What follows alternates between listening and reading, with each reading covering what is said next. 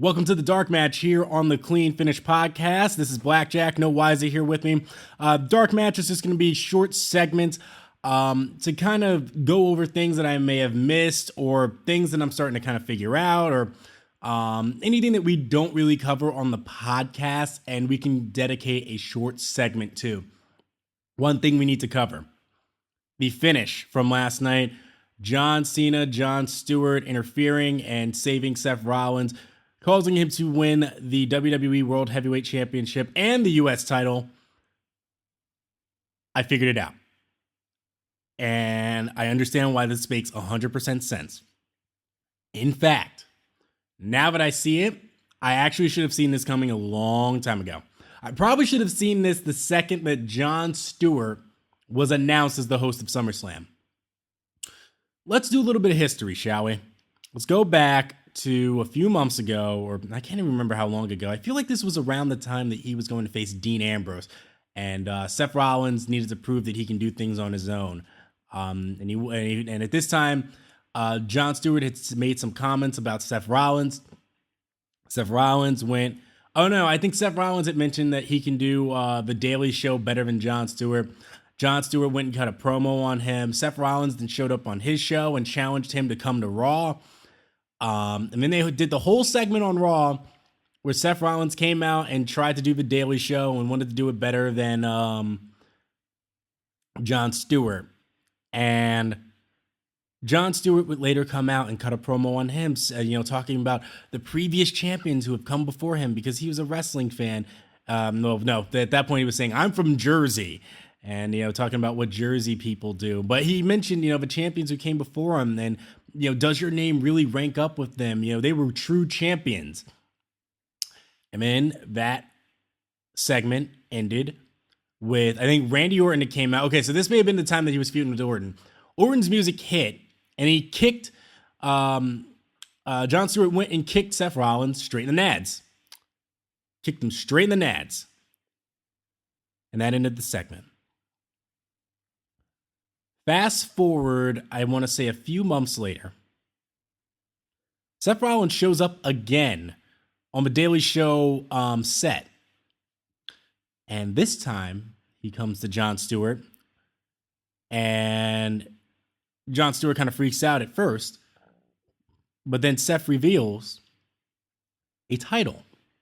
A WWE Championship with the Daily Show side plates on it. He says it's a gift from him and the Authority. As they it was kind of like a parting gift as, the show was getting ready to go off the air and Jon Stewart was kind of thinking of, what are some new endeavors that he'd like to do. And they just gave him this little gift. It was a belt as, kind of a retirement present, if you will. And his kid was there too. So his kid was there and they put the belt on him. They had a whole bunch of fun. Seth Rollins talked about growing his relationship with Jon Stewart. And at the end, they took a picture together with both of their belts. And the caption on Instagram said, John didn't sell out, he bought in. That's fine.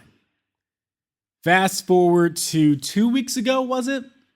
2 weeks ago on Raw, I believe the Authority had finally announced that they found a perfect host for SummerSlam. Jon Stewart. Now, I didn't put much thought into it. I just thought, all right, well, and for the casual wrestling fan, not even for the casual wrestling fan, even for the hardcore people who just watch Raw every single week, didn't put much thought into it. It was just like, oh yeah, Jon Stewart. Yeah, he was great when he was out here on Raw, with Seth, in the whole segment, Seth Rollins. He'd probably be a good host because he actually likes wrestling. What we didn't think about was the history. Why would the Authority want to put Jon Stewart as the host when the last time he was here, he went and kicked their guy, Seth Rollins, straight in the balls? Why would they do that? Well, you got to go back to that Daily Show segment, and if you don't watch the Daily Show or you don't follow any of that, you miss that key point. Granted, it's not something that you're supposed to know if you just watch Raw.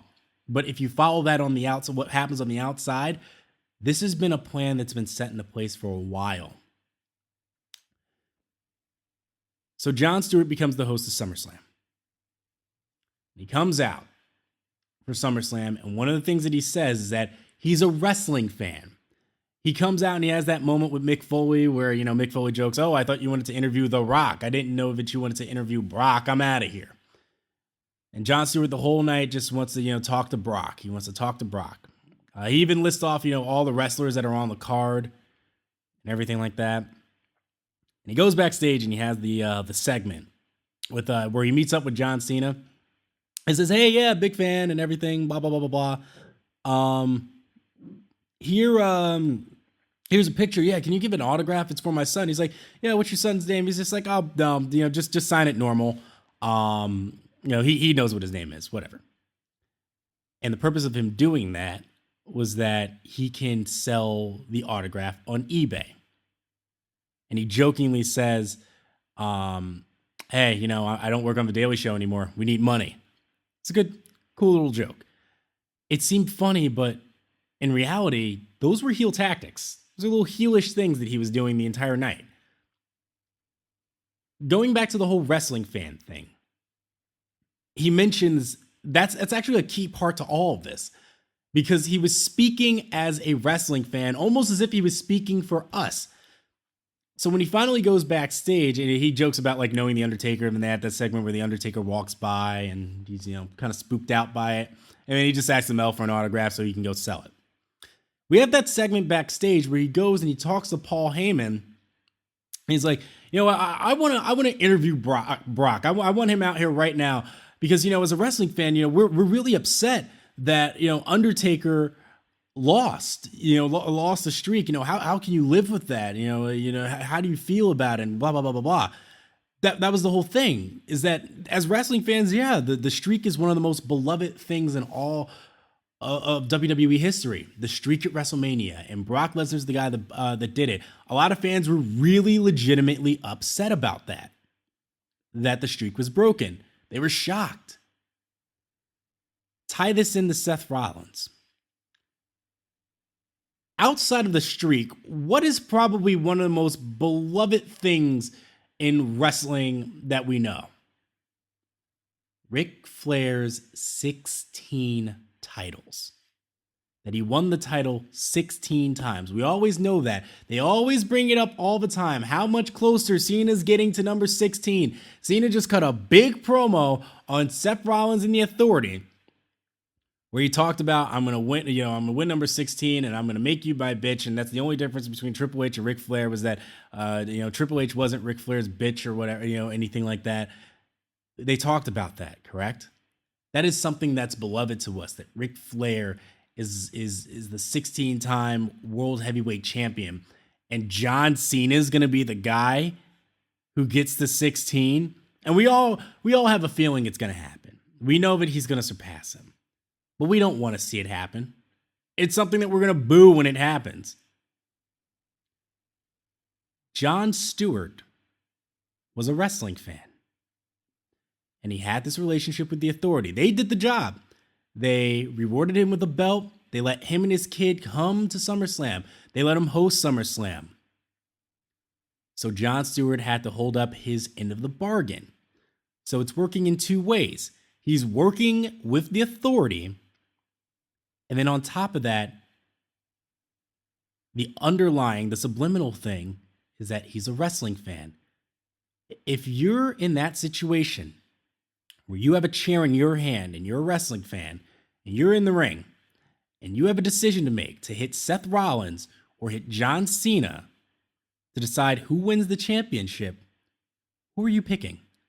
I can guarantee you most of you are going to hit John Cena, because you don't want to see it. How frustrating is it every single time that whenever somebody goes up against John Cena, it's like they hit a brick wall.